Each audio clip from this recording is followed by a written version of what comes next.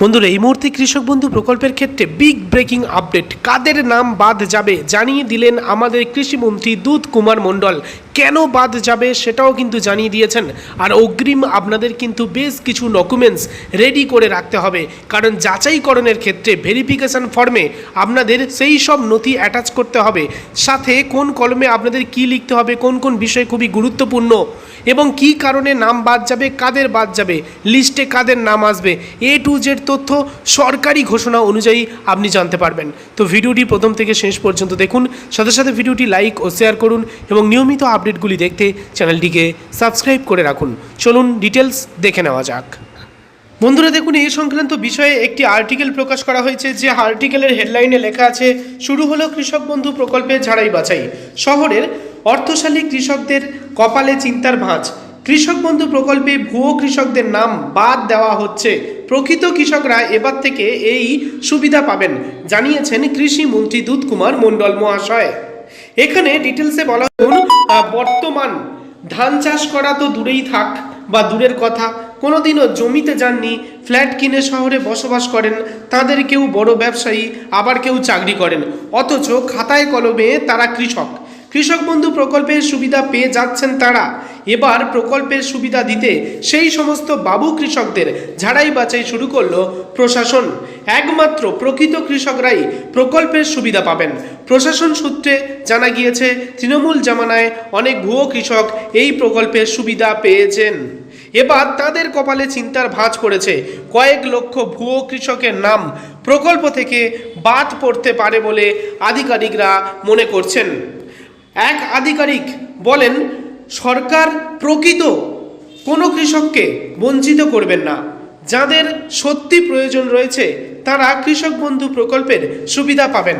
যাদের সঙ্গে গ্রামের কোনো যোগাযোগ নেই, শুধু সরকারি প্রকল্পের সুবিধা পাওয়ার জন্য কৃষক সেজে রয়েছেন, সরকার তাদের চিহ্নিত করবে। শুধু কৃষক বন্ধু নয়, সমস্ত প্রকল্পে নিয়ে আসা হবে ঝাড়াই বাছাই পদ্ধতি। উপভোক্তাদের আবেদনপত্র খতিয়ে দেখা হবে। PM কিষাণ প্রকল্পে সুবিধা দেওয়ার আগে সব কিছু খতিয়ে দেখা হয়েছিল। তারপর ভুল করে যাদের অ্যাকাউন্টে টাকা ঢুকেছিল তাদের তো আবার ফেরত দিতে হয়েছে। কৃষক বন্ধু প্রকল্পে তা হয়নি।